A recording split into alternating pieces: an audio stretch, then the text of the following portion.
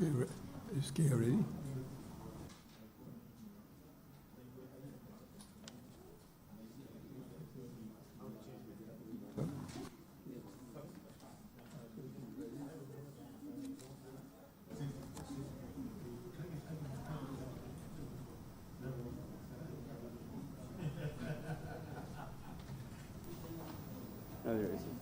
You ready?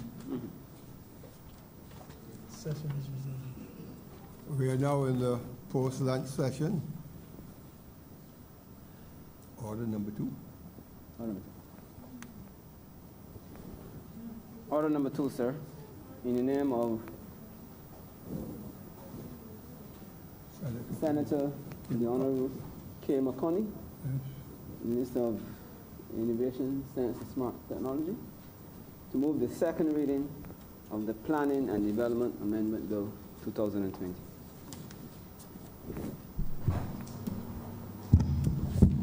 Mr. President,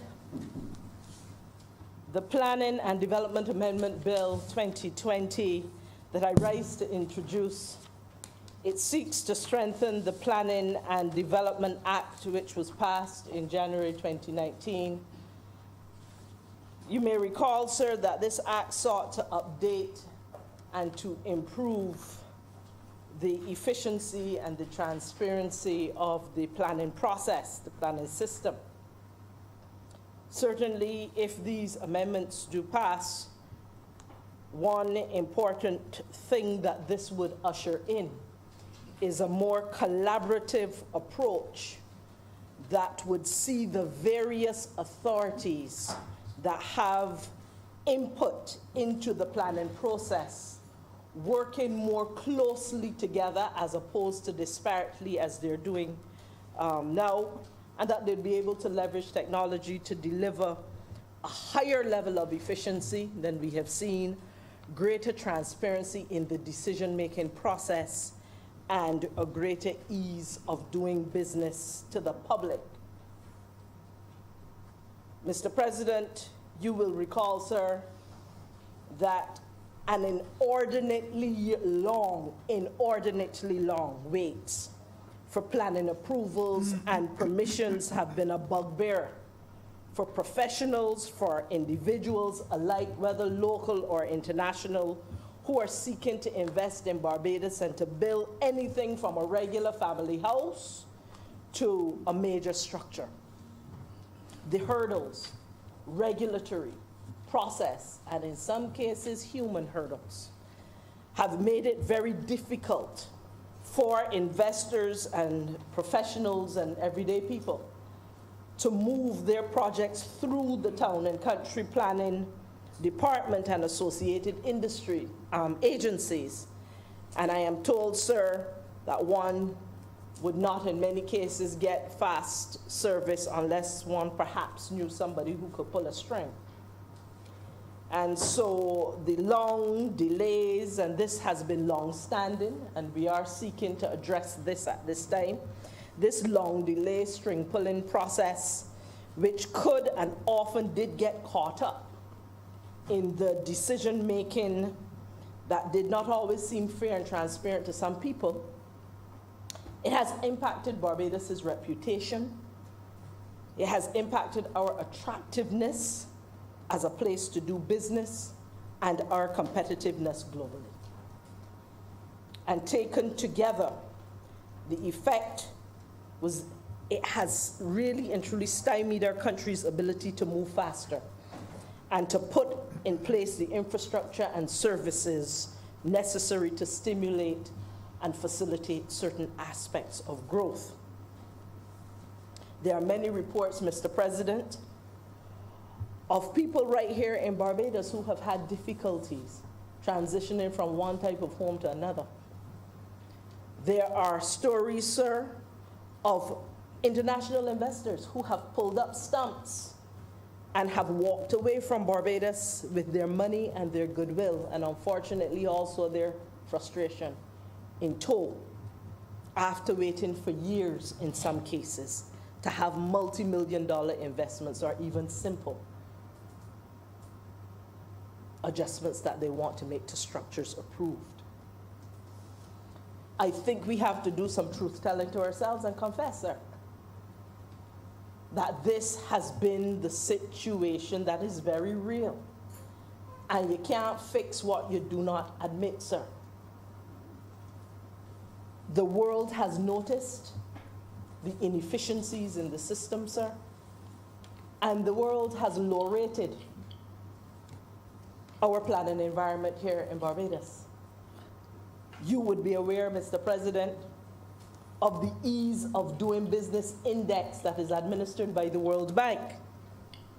It is a resource that is used by investors, it is used by international development funders and others globally to assess and to make decisions on whether a particular country or jurisdiction, if you will, has a regulatory environment and the business facilitation structures and processes that are conducive to the ease of doing business.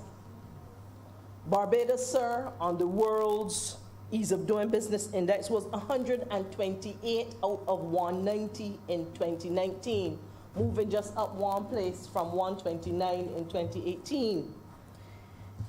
And if we told ourselves, sir, that in a world of contests, we were 128 out of 190 of anything, it is certainly not something that should attract our pride and industry as we hold on to on a regular basis. The measuring stick, sir, that has been used to determine these rankings, Mr. President, they include how easy it is to do a number of things, including quite a bit associated with planning. And if you'd permit, sir, I'd just like to share a few of them. It measures how easy it is to start a business, how easy it is to employ persons, that was recently added, how easy it is to deal with construction permits, how easy it is to get electricity or register property or get credit or protect minority investors, how easy it is to pay taxes, to trade across borders, to enforce contracts, and to resolve insolvencies. These are all some of the areas on which the World Bank's index will measure the ease of doing business and will tell us where we fit within this world, and it will also tell those who are using these indices to be able to plan their next investment move. Where are the best jurisdictions in the world in order to get business done? Now, this government, you know, Mr. President, we will not just see a problem and leave it indefinitely. We will seek to address it head on in good time. So, sir, in recognizing, in first admitting that we have a problem within planning and seeking to address it, what Barbados has done, we have engaged the World Bank itself, addressing the dis-ease and the uneasiness for some in doing business here in Barbados. And our engagement was not just for the technical support on how to improve Barbados's ranking. That's just only a part of it. More fundamentally, it was how can we affect the lives of people to make doing business easy for all local and international investors and persons who wish to move their projects through the planning process. So our interest in this engagement was not just improving efficiency of government, sir. It was equally the customer experience and what it takes. Again, sir, we are not perfect. We recognize where our shortfallings are as a country, our shortcomings are, and we are continuing to move towards reform. Sir, in the engagement of that technical assistant, the World Bank provided what they call a reform note. The reform note is like a roadmap for how we could improve on those number of areas on which I listed earlier, and then there are subheadings within each of those in a specific way. What Barbados did, sir, was to set up a national team that was brought together under the leadership of the Prime Minister, the Honourable Mayor Amor Motley, to follow through on the implementation of some of the reforms that were part of that reform note to enable us to do better for all those who would seek to use our planning system. The reforms matter, sir.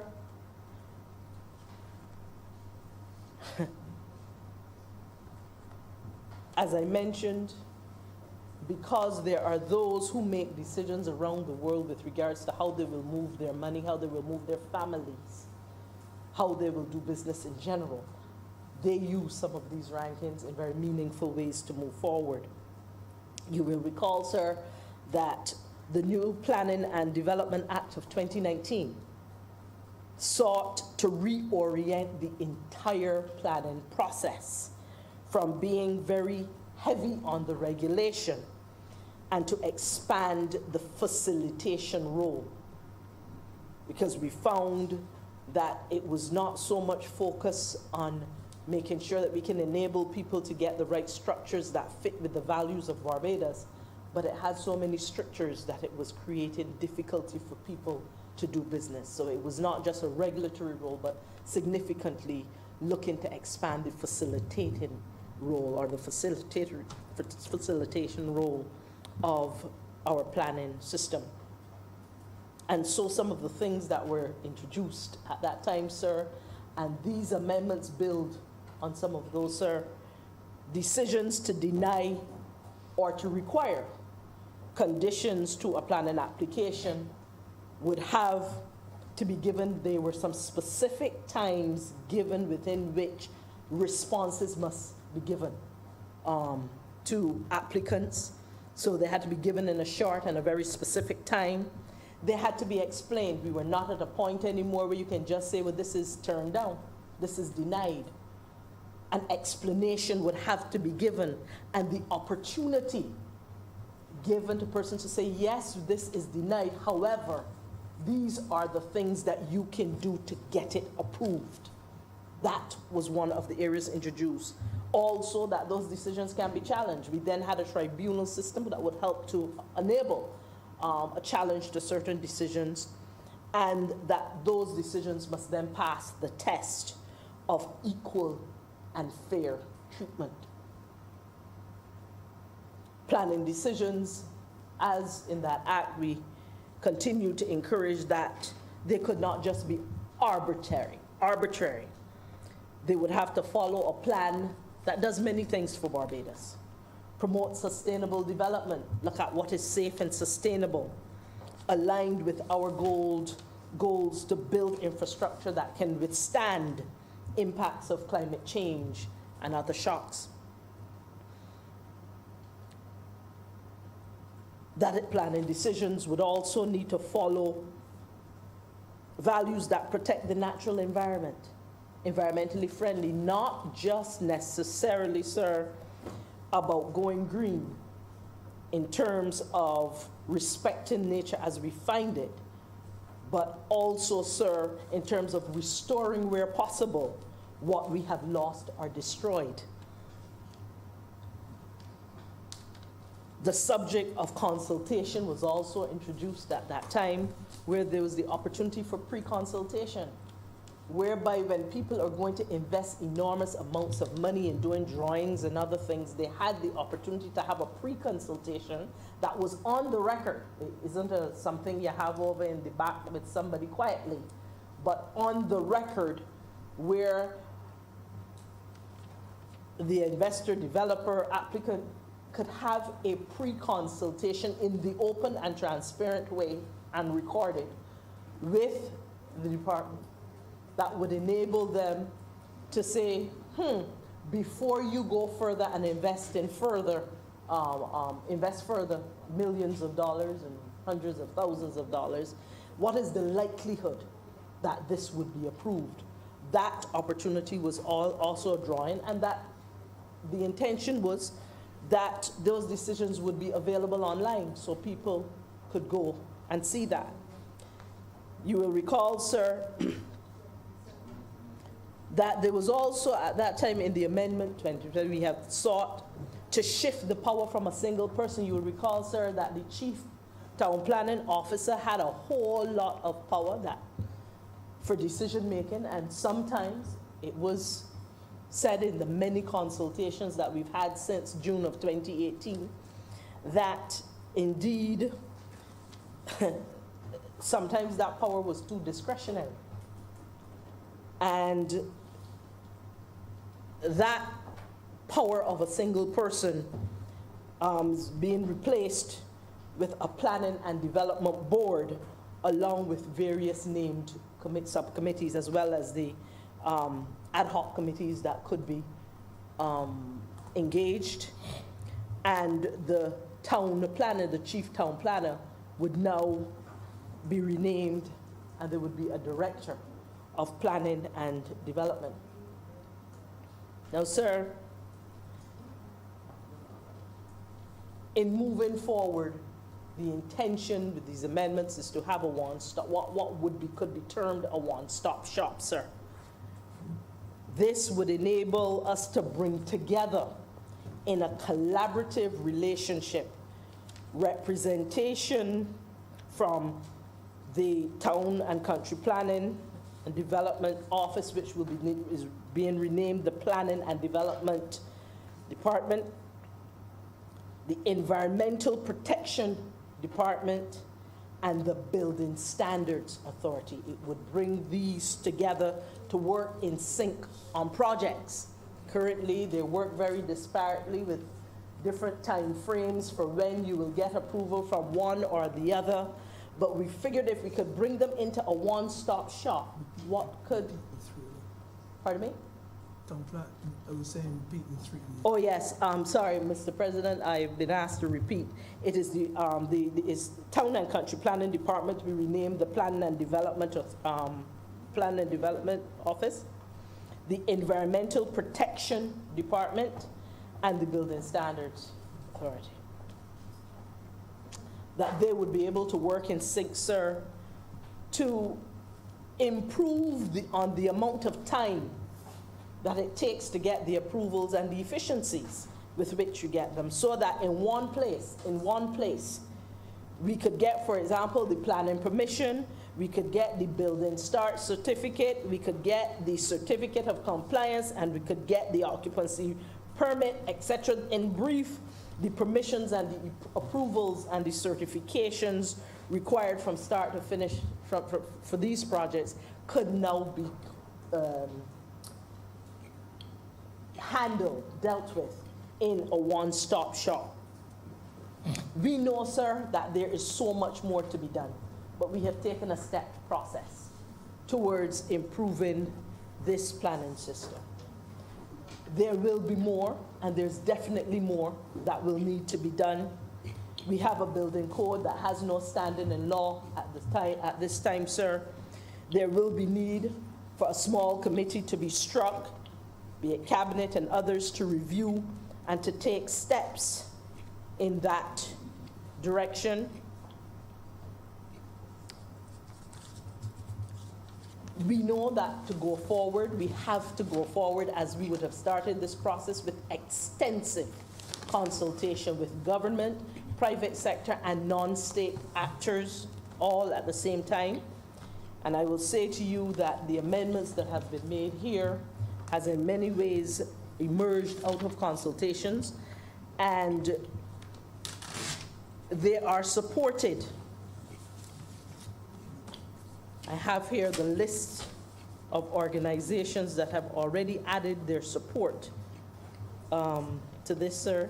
It is off the edge. That is the Ministry of Transport, Works and Maintenance, the Ministry responsible for Health and Wellness, the Ministry for the Environment and Natural Beautification, the Barbados Institute of Architects, the Barbados Association of Professional Engineers, the Barbados Association of Architectural Technologies, all of whom have been consulted in us arriving, them and others, in arriving at where we are today.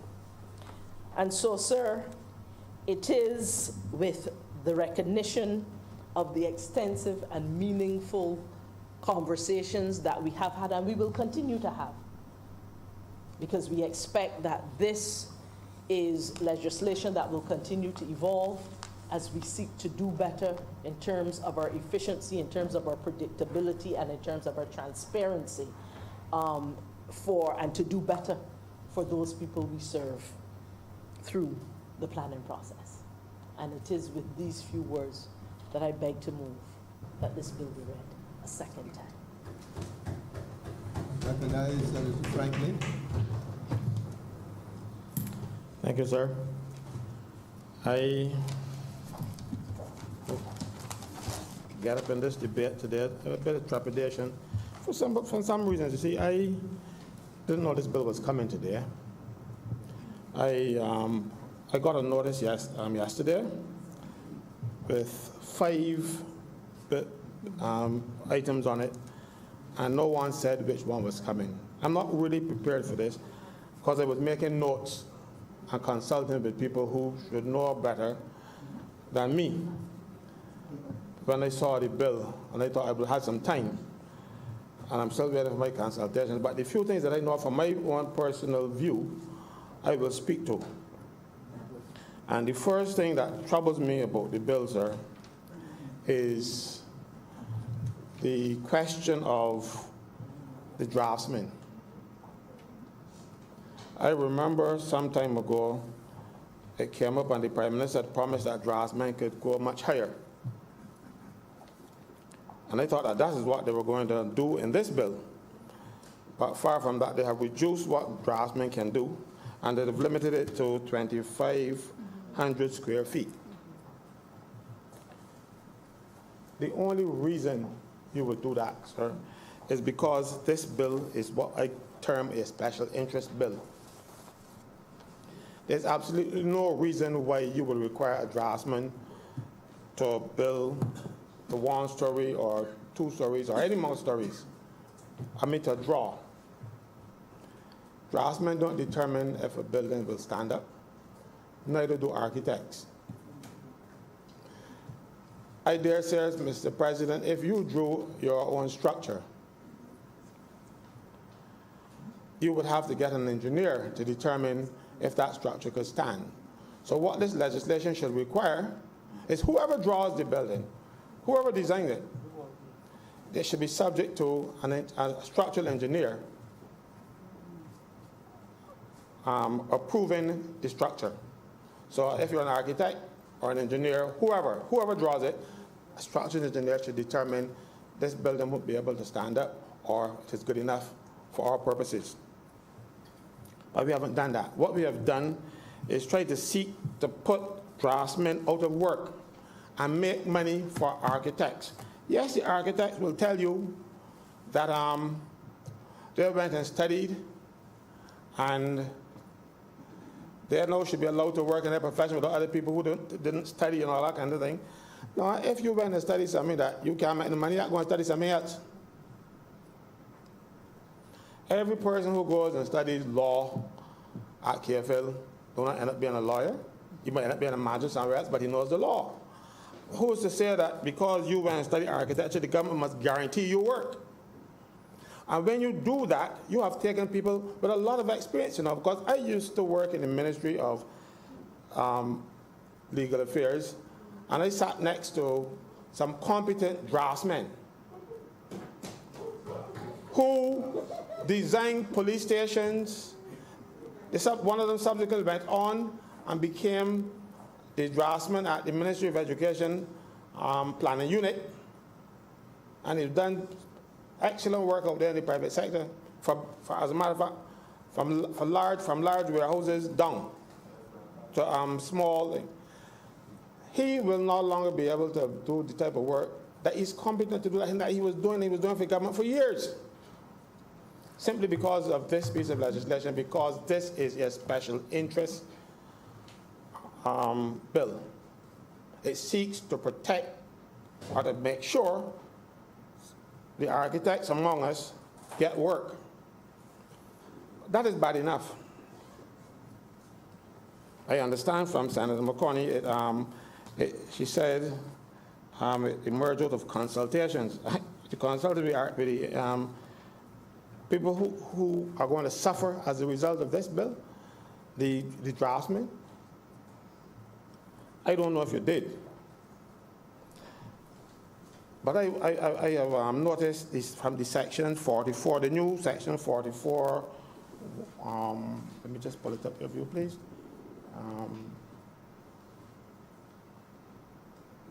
They put a new section 44 into the act. And that troubles me, a lot of it troubles me. And I'm asking for information because one of the things that I'm seeing here is that some of these professionals now can draw a building and approve it. You're going to be approving your own work. That's section 44A. Registered professionals can design a structure and approve it. Then they go on to say that if you found that you've done things wrong and they could punish you by some new professional body that this piece of legislation would introduce. I do not like the idea where you can approve your own work. It might sound good to those people, and it might sound good to the consultations that you had, but you were sitting down in the choir with only people of that ilk singing to you. So they will tell you what they want you to hear.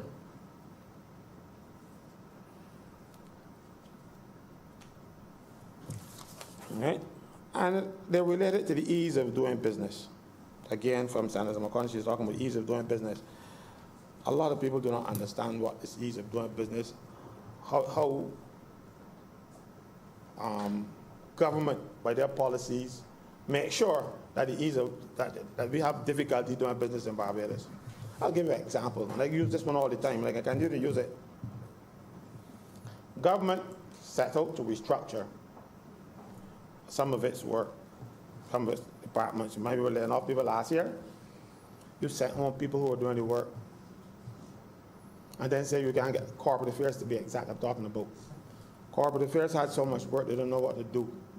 And you sent home people, and those were the people responsible for registering businesses in Barbados and international business. There were about 50 people, and they were crying out for more staff, but you were not thinking about ease of doing business at the time. You were thinking about cutting the salary bill. So you sent home 8 or 9 of those people. So they couldn't get the work done when they were 50, but you expect them to do it at 48.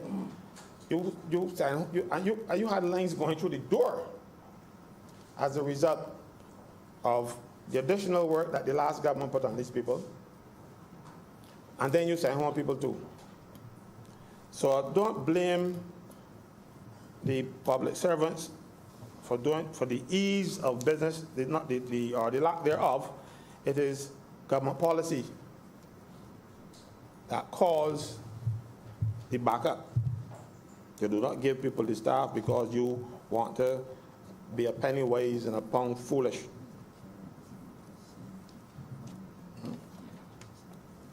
So as I told you, I had drafted notes, and I want to go back to, because it was all over the place with my notes, I want to go back to the point I was making with the architect and the draftsman. I made the point that it doesn't matter who draws the building as long as it can stand up. But you know what happens?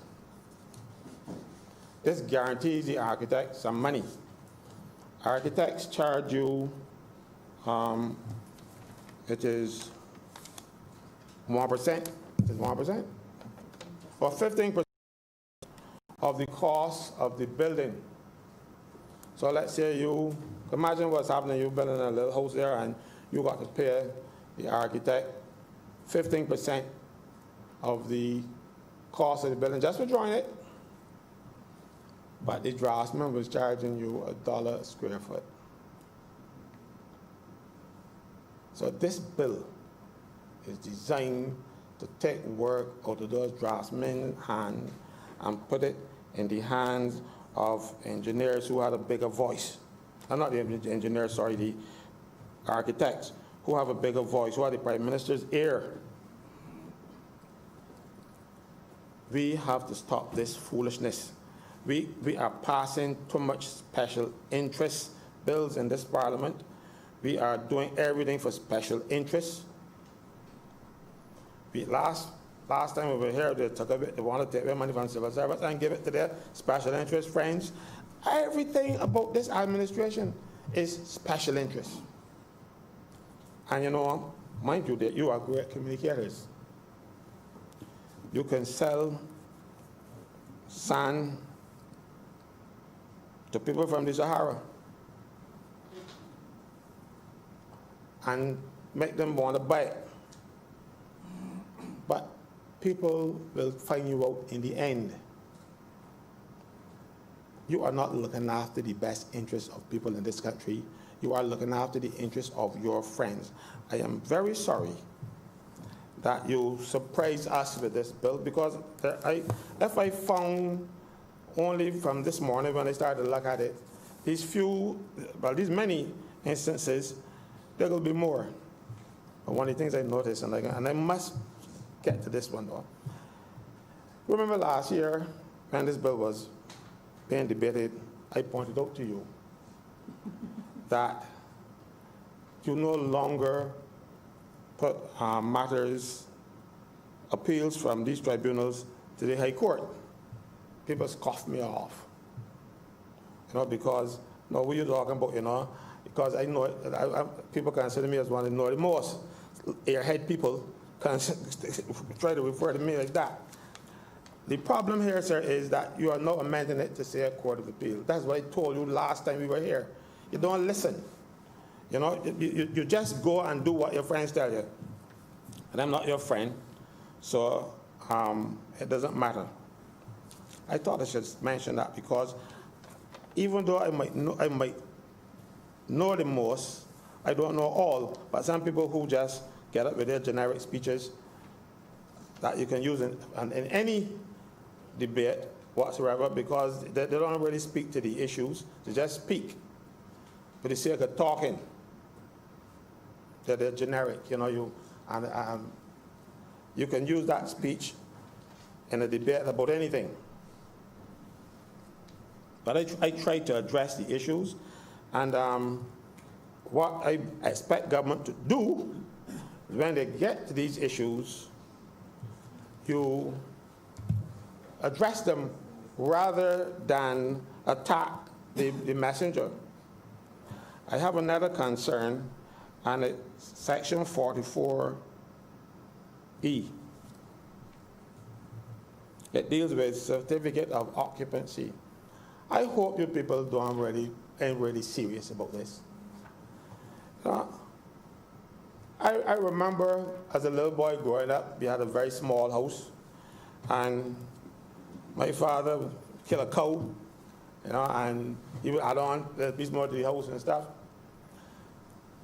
That has been the Belgian way, has always been the Belgian way, where you would develop your property as you see a little bit more money coming your way. This certificate of occupancy now require you, it is Section 44E. Let me tell you what it says, because I do not believe that you people are serious.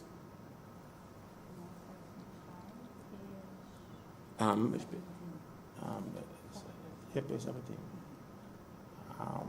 Just could you bear with me, just please? I want to refer, and that's why I like the paper. I'm going to scroll down. Yeah, page 17, the bottom of the page. It's certificates of they call it occupancy certificates. No person shall A, occupy 1, a new or renovated building, or 2, a new extension to a building, or permit any such new, renovated, or extended building to be occupied until an occupancy certificate has been issued with respect to the building. So I hope my interpretation of this is wrong. I'm hopeful that it is wrong. And please tell me that I am wrong. You know, if you live in a house and you start to fix it up, you want to move out. That's what it means? I don't know. As I'm saying, I'm hoping that this is not what you mean.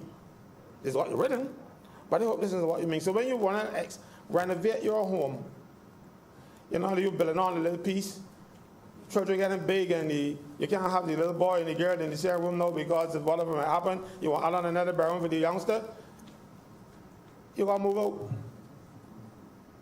Because you have to get an occupancy certificate. I remember when I approved mortgages years ago. I know how I get you. Were you then in the role of bank manager? I was the chairman of the credit committee at Public Workers Credit Union. So as a result, we had to approve mortgages. You see, sir, I've done so many things. That's why there are these people here with airheads, but will always be jealous. Airheads and hairless heads. But we approve buildings to what we call a habitable stage. House ain't finished, but you got in the windows. The inside walls are plastered. Yeah, the roof is on. Thank you, sir. And you have one working bathroom. So you can live in there. And as you get a little bit more money, because sometimes the people do not have the money to complete the structure. Either through the mortgage, they don't qualify for a mortgage big enough to build the house that they want to build, or whatever the problem is. But we approved to a habitable stage, meaning you can live in it.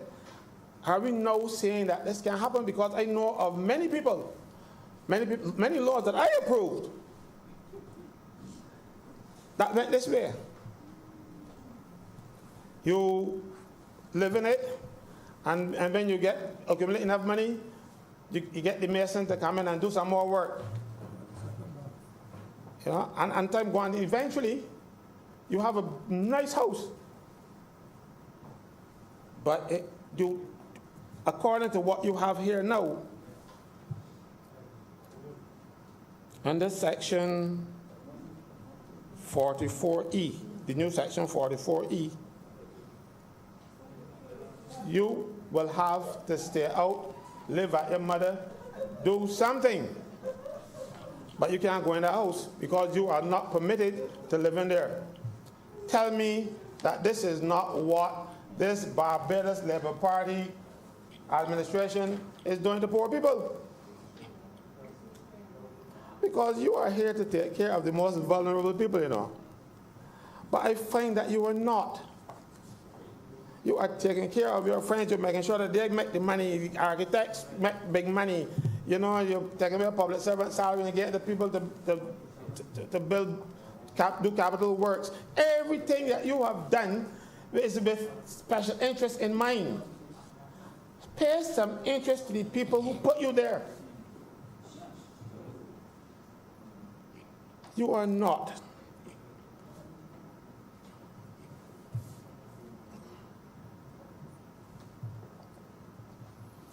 The bill is not all bad.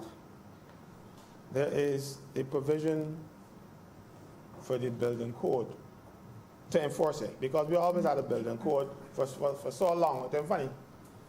But you didn't have any enforceable standards in it. I must compliment you on that. You have actually put in place now. But what I'm telling you though is that since you have a building code,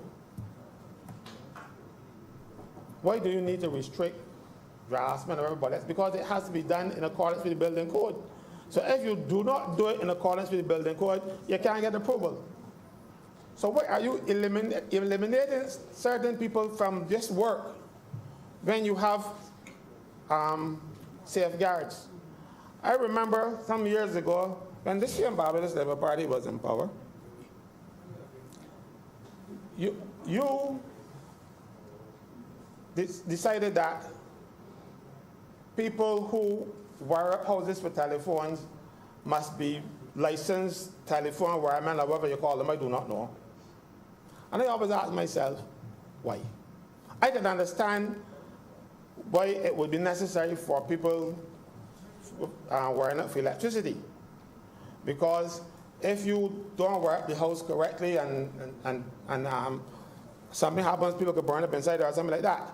But what is the worst thing that can happen when you don't work the telephone thing properly? The phone can work, that's your business. But you insisted to make sure that the people who were sent home from cable and wireless, through the deals that you had made with that company, that they'll find some work because cable and wireless was sending them home, and you had to find something for them to do.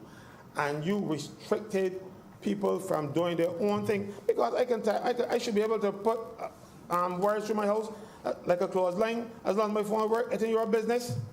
It was no danger to me or anybody else in the place. But this piece of legislation is similar to back then. So you are continuing your bad behavior. You know? Spare a little interest for the people who voted for you. Do not only wait every 4.5 years after the election to start looking out for their interests. They're suffering all the time. This bill is just going to put more hurt, more financial strain on people who can least afford it. Reconsider. Please. You are not helping.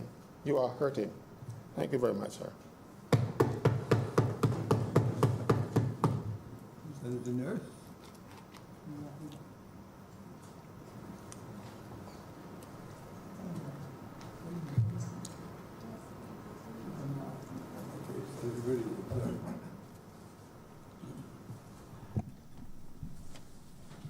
Mr. President, I'm halfway prepared for the debate. No, I knew it was on, though. I knew it was on. You was going to tell me that, hadn't you? I knew it was on. I knew it was on. I knew it was on. And, sir, there can be no substitute at all for orderly development. And I mean orderly development in terms of our real estate or residential areas and the like. Sir, in an island as small as Barbados, it is definitely imperative that serious planning is given to our land use.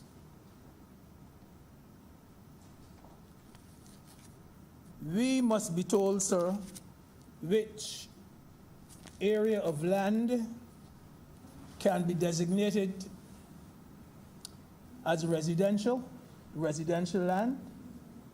We have to be told, sir, which area of land can be designated as agricultural land, and even which area of land should be designated for hotel purposes. And some agency has to do that job. So the Town Planning Department of Barbados has the authority to approve or to disapprove building projects in this island. And that department, sir, is a very, very good watchdog. Without that department, sir, there would be utter bedlam in Barbados.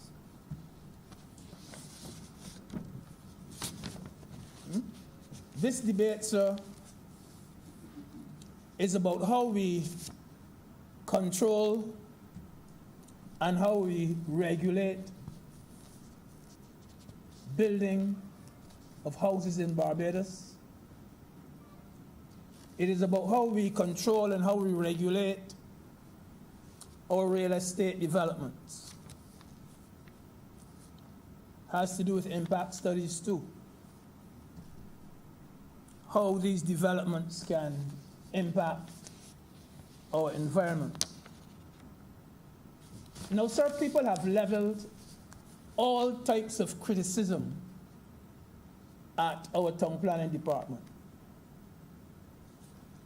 But I know, sir, that that department has stood up to some of the most influential, some of the most powerful, some of the most wealthy individuals in this country. That town planning department that gets so much cursing from time to time. Sir, there were occasions when those powerful persons, those powerhouses, were told that approval and permission for their projects would only be granted if certain conditions were met to the satisfaction of the chief town planner. And I know, sir, that no amount of coaxing, no amount of intimidation, no amount of bullying, none of it worked, because the town planning department and the chief town planner stood up to those powerful men. And, sir, they received no special attention, and that certificate of compliance, sir, was not granted by the chief town planner until the conditionalities were met. The conditionalities which were demanded had to be met first. Because it is clear the message coming from the chief town planner and those associated with planning, that planning orders, Mr. President, should not be flouted. Some of us want to have our own way. We want to let people know who we know. And sometimes, sir, you are told not to erect a wall more than 4 feet, but you still build a 10-foot wall. And then, sir, you are served with a notice of enforcement, and the wall comes down. And then, what a bad agency this is. Trying to, in some cases, you say, do this to the poor black man, and so on. But you had the conditionality there before. People, sir, will curse anything or any agency which they believe will slow down their work. Mr. President, we have to realize that most of the applications to town planning are approved, not rejected. So the town planning is not really the beast that many of us would want to believe. Some of us, sir, see it as an obstacle, but it is not. Mr. President, people may not always get everything that they want. A design, sir, that you want may be overhanging. It might be some overhanging of an awning or whatever. and that is a bit too much, and the town planning may make you change it. You don't get every single thing that you want. And as I say, if there was no town planning, sir, it would be chaos in this place. Town planning, for instance, sir, will not allow a hotel to block access to beaches. And every time it happens, you will see that there is some intervention on the part of that agency. It would be bedlam in this place if we did not have a department like that. Because even in the building of a hotel, one of the things which the town planning department would do is to see how the construction of that hotel will affect negatively or what other people. You know, sir, sometimes people are not willing to change their positions at all. And therefore, there's this big showdown. People are not willing to compromise a single inch sometimes. And there's a showdown. The only way, yes, sir. So yes, Mr. President, some very important applications too can take a year or so to process. Especially, sir, those that have to work on things like the impact study. But sometimes, sir, the applicant himself, the person applying to town planning, that person is asked to supply additional information. And that client gets turned off because you are asked to supply additional information. That person fails to cooperate. And then the delay really rests with the applicant, but all of the blame is put on the town planning department. You're asked to supply extra information. You don't, but then you curse the town planning department. As I said, it is a good watchdog. Sir, if we had no traffic regulations in this country, persons, sir, wouldn't stop at any major stops. Persons would drive any side of the road. Persons would drive at any speed. And similarly, Mr. President, if we did not have planning regulations in this country, especially those governing residential areas, Mr. President, your neighbor to the front would have his foul pens in your nostrils, and your neighbor to the back would have her pig pens in the same nostrils. But sir, because of town planning, we don't allow these things to happen.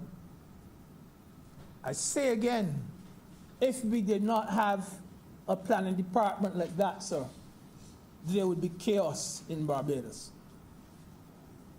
And in truth and in fact, sir, enforcing town planning regulations, rules and regulations, is like creating law and order in building developments. That is what it really boils down to.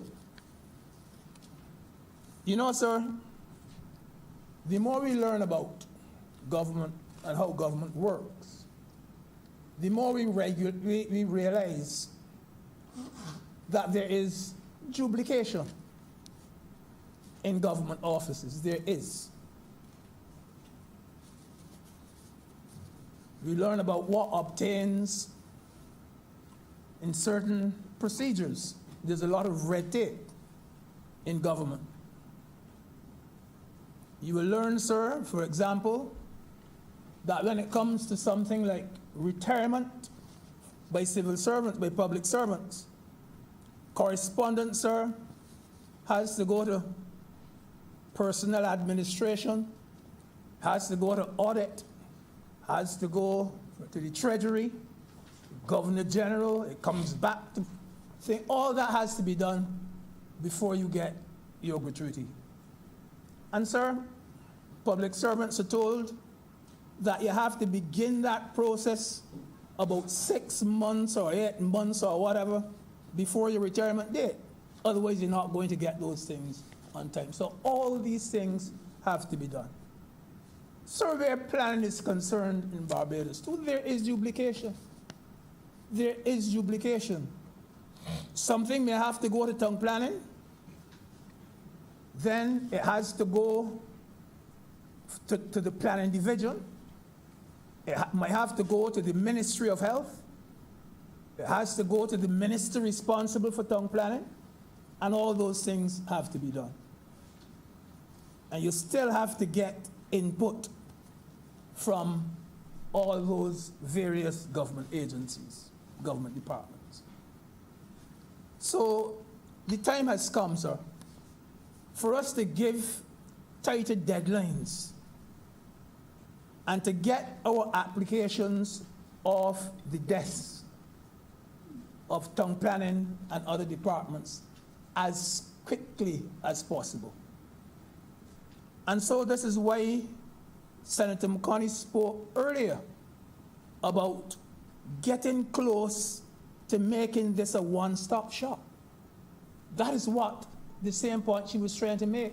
Because if you have to go through department by department and desk by desk, she's saying no, the time has come for us to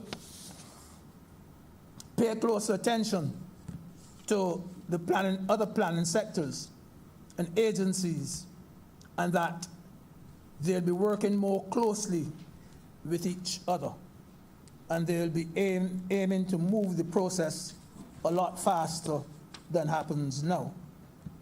And of course, sir, we would have been pleased to learn that there was a lot of consultation and that there was a national team on planning set up to do some of this work for us.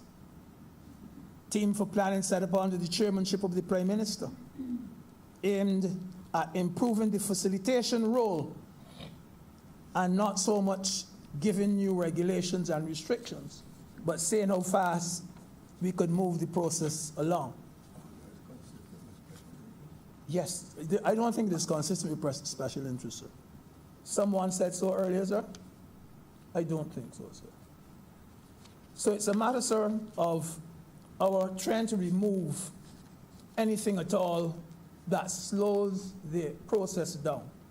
So, Mr. President, sir, I can safely say that I have no problem whatsoever with the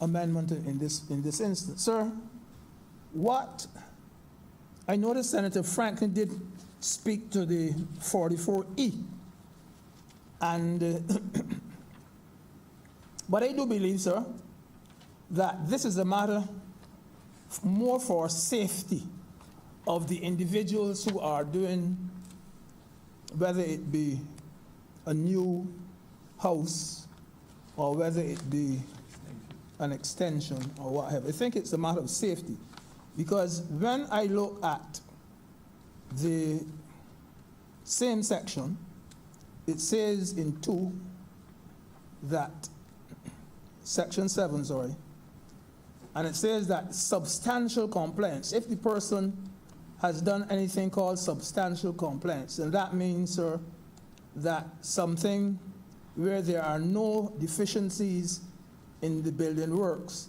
that pose any threat to the safety, the health, and the welfare of persons within the vicinity of the building and so on, and it would to cause the minimal harm. I think that is what they're getting at there in the thing. But I don't think it's a matter of trying to stop people from building on an extra piece and so on. I think it's just trying to take care of them, that there is nothing in this, and section 2 says what the substantial compliance is, sir. Substantial compliance, yes, sir. So I don't think it is as rough and as loose as Senator Franklin would want us to believe. I'm obliged to you, sir. Thank you. Senator Nurse.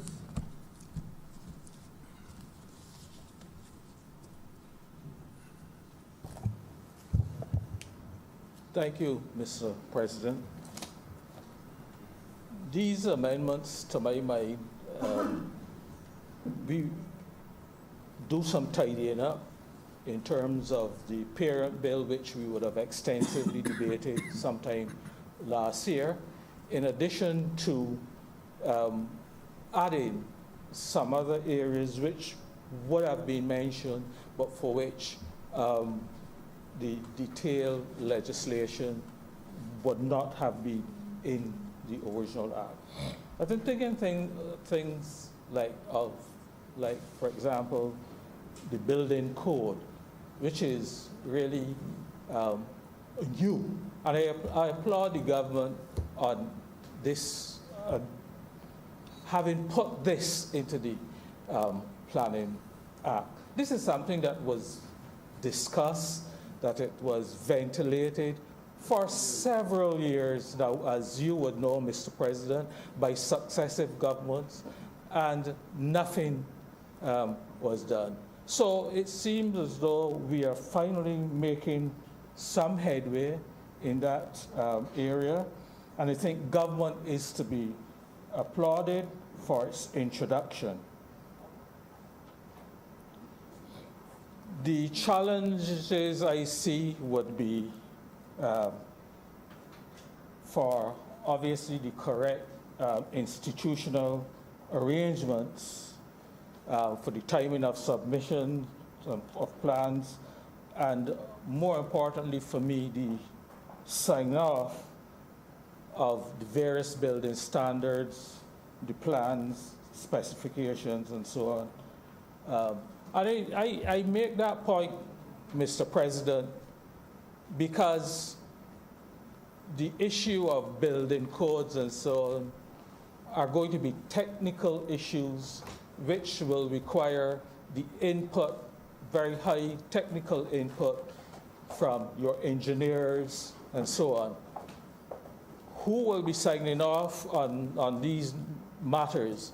Will the department itself have its own engineers to review these areas relating to these codes? The point is that there is going to be some liability that can come out of these issues if something should go wrong.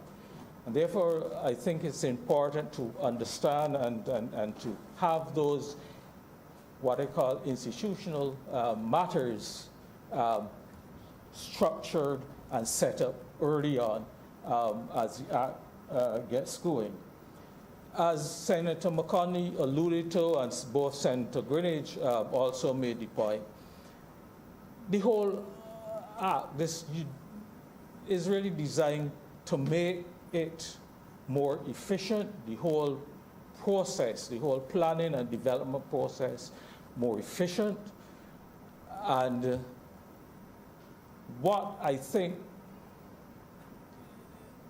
that is going to require, if we're going to have this concept of a one-stop shop, as it were, is to ensure that we have the capacity in the town planning department itself to be able to handle all of these additional issues and matters relating to building codes and so on that will now come under planning, will now come under that department.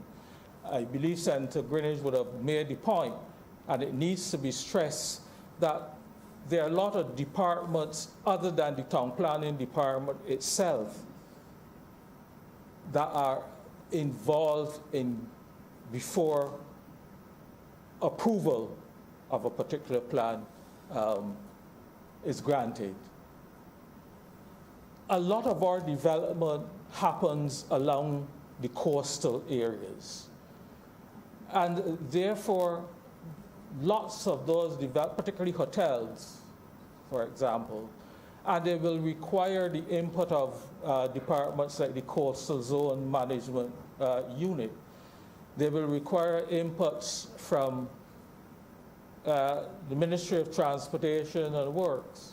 If we look inland, they will require inputs from the experts in the Ministry of Agriculture. and these various other departments. The point I'm making is that there are a number of consultations that go on, and a number of things that are done are provided by departments outside of town planning itself. And the question is, how will all of these various departments that have to be consulted, all of the various issues that have to be resolved, how is all of this going to be managed and coordinated so that we see the level of efficiency and management of planning applications, which we are hoping to achieve. I just want also to briefly, Mr. President, look at an amendment to Section 30, which really refers to those type of applications which require an environmental impact assessment study. In fact, if we look at Section 30 of the Parent Act, it says the chief town planner may require an environmental impact assessment to be carried out by the applicant in respect of any application for permission to develop land if the proposed development, by reason of its nature, scale, or location, could significantly affect the environment. But then it goes on to say, and this is in the amendment, unless the minister directs otherwise, the chief town planner shall. So it's a legal requirement. The chief town planner shall require an environmental impact assessment in respect of an application for development of any kind mentioned in the third schedule, and the third schedule is in the principal act, and those speak to things like major transportation infrastructure, including highways, airports, seaports, wharves, marinas, piers or jetties, fossil fuel, electricity generating plant and alternative energy generating plants, crude oil storage and refinery facilities, waste incinerators, sanitary landfill operations, solid waste disposal, sludge disposal, toxic waste disposals, etc. Sewage and wastewater treatment plants and desal plants, industrial plant for the manufacture, storage, or use of cement, chemicals, industrial estates and development projects, mining operations, operations involving land reclamation, dredging and filling of ponds, hotels or resorts complex in excess of 50 rooms, crematoria and funeral parlors, developments within the heritage conservation and areas of protected. All of these areas, the town planner shall. What worries me is that there is an override provided to the minister, having decided that the town planner has no choice but to require an environmental impact assessment for all of these things that we have just mentioned. The law now turns around and says, but the minister can dispense with this EIA. And that to me makes absolutely no sense.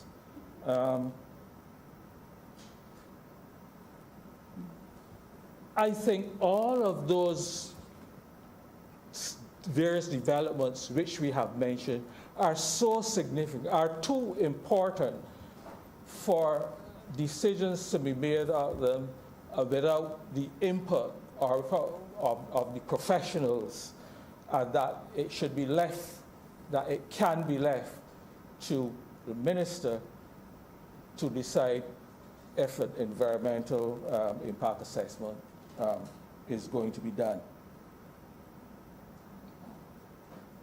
So the problem obviously is that the minister is being given the authority to override, start to override this legislation in this manner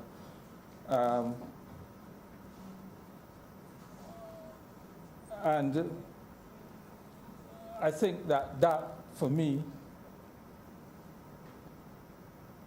is wrong, because in my opinion, such matters should require very serious professional judgment and should not be exercised by the person who is really there to make policy. And that, to my mind, is really an administrative function which should really be under the purview of the town or the director, as we are now being, the post is now being renamed. And therefore, we should ensure that professionals should at all times be the one making that decision about an impact assessment study.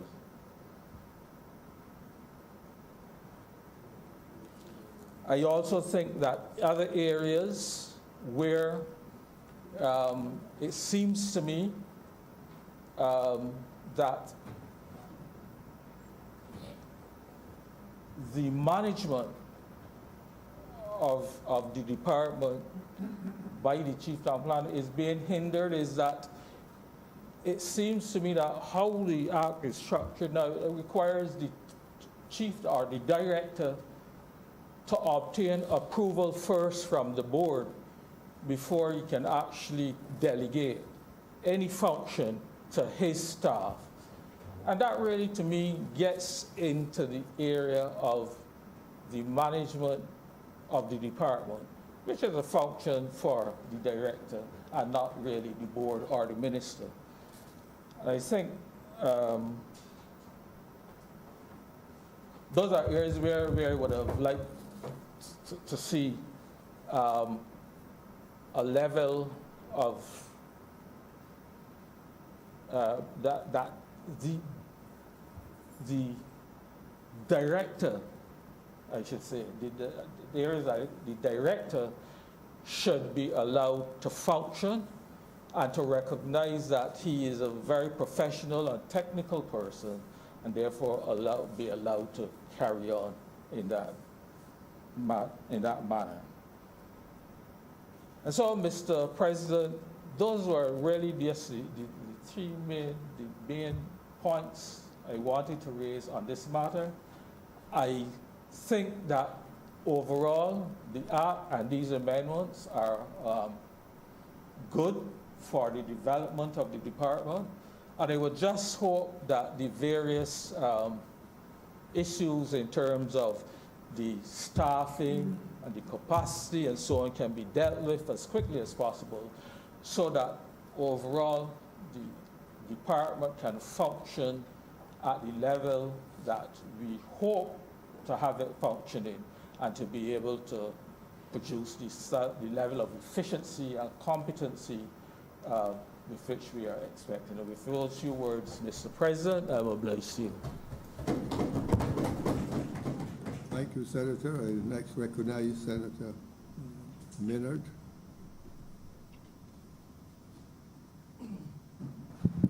Thank you, Mr. President. Mr. President, it is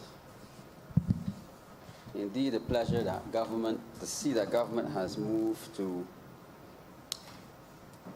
put in place legislation for orderly development. However,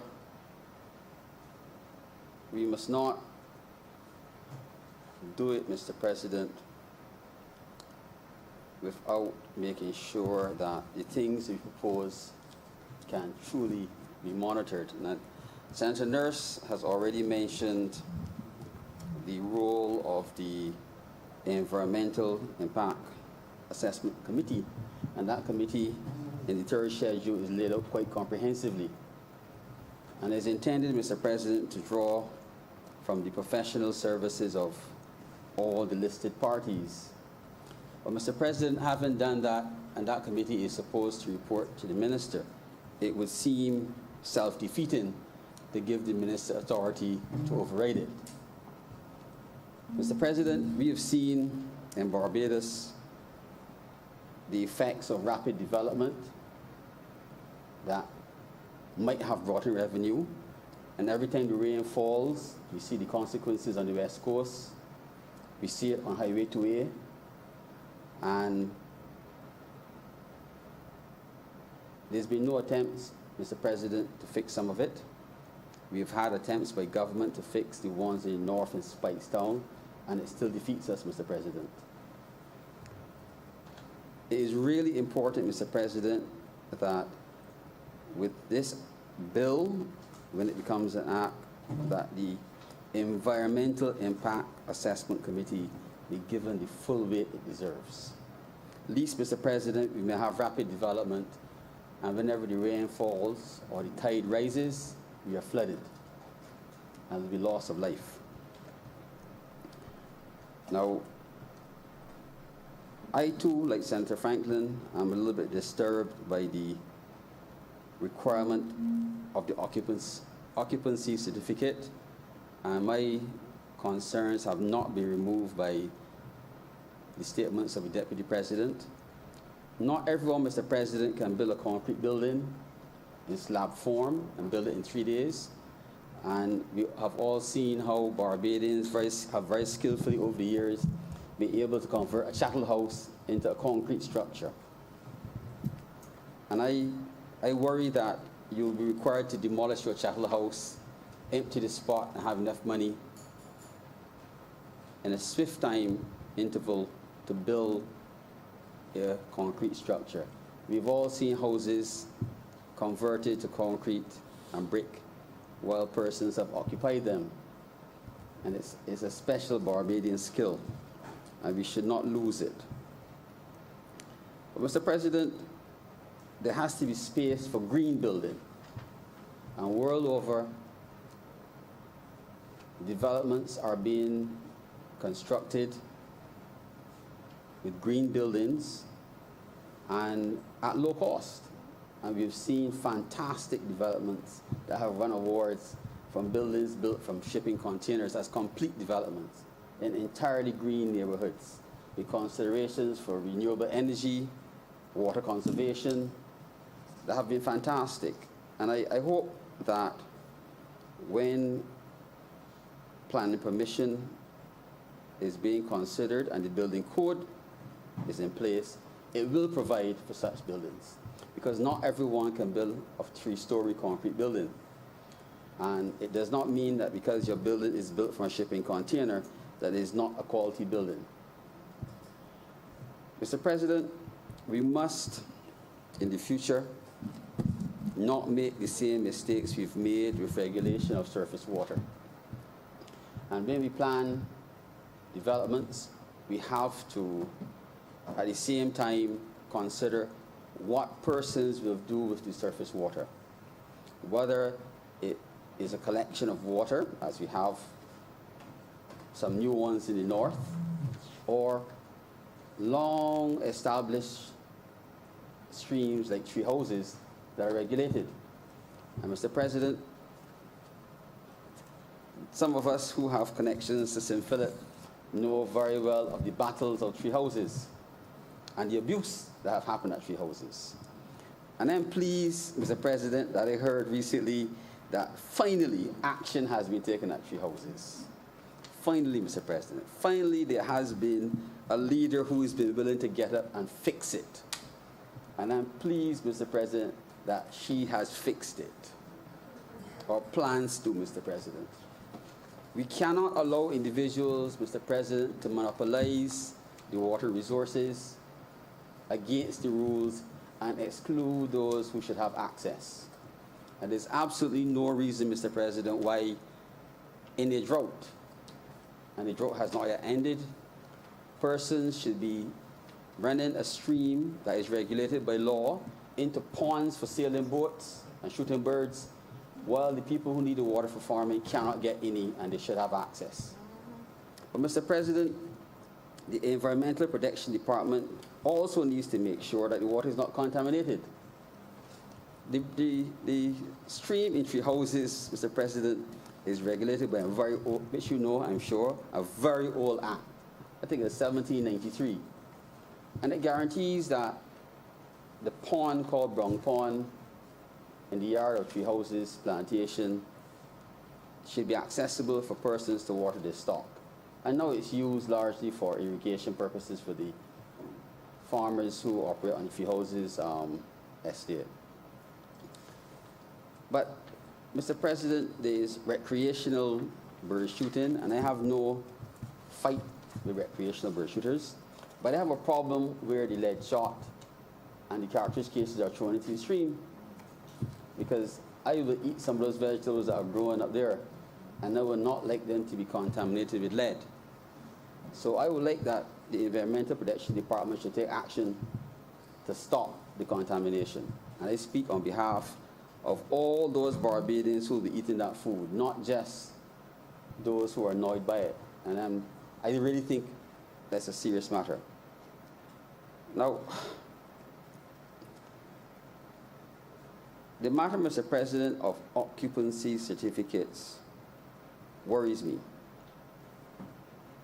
And while I understand that for reasons of safety and protection of occupants of buildings, both in commercial buildings and in residences, need to have inspections, I worry that in these times and these times ahead, which are likely to be harsh, that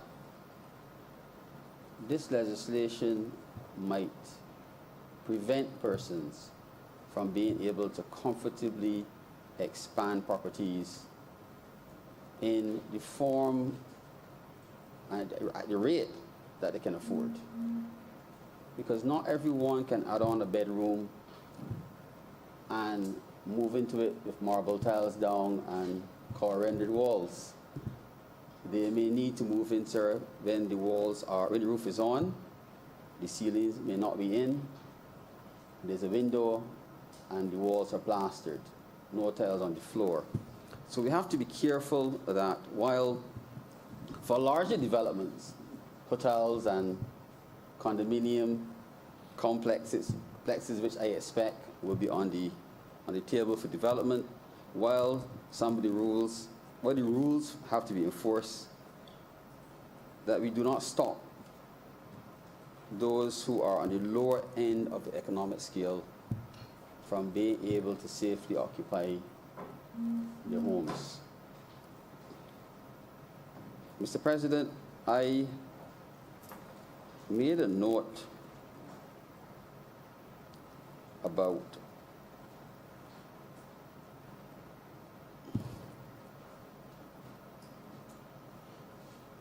the need to protect workers. Now, Senator Franklin spoke about his view of how this legislation will affect draftsmen. Now,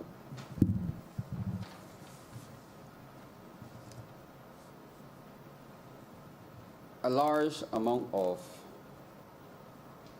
plans for development are done by draftsmen. In fact, I would venture to say that most are probably done by draftsmen, because draftsmen are often working in the offices of architects. And while draftsmen can independently produce plans and they are limited in terms of the square footage and the heights of the buildings, I am not sure if everyone can afford, I'm sure in fact not everyone can afford the services of an architect.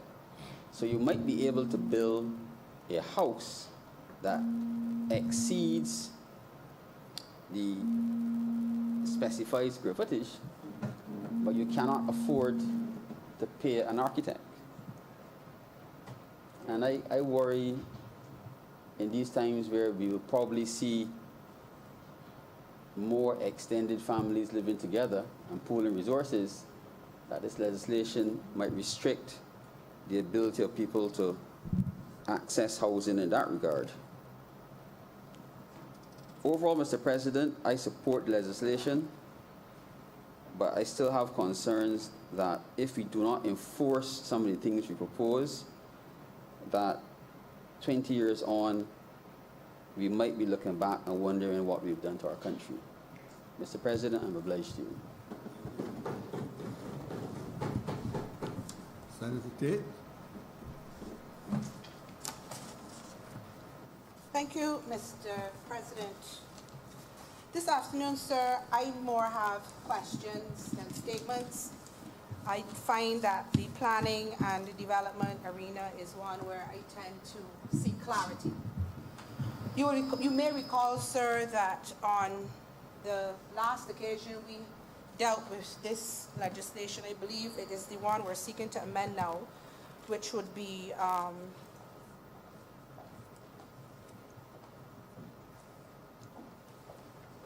Bill 2019-5.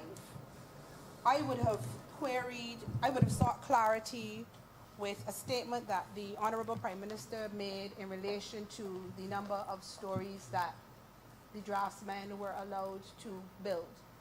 She would have said, according to my memory, which I profess is not the best, but I recall I was seeking clarity, and I believe that Senator Walcott clarified it for me, whereby she said in a public forum 10 stories.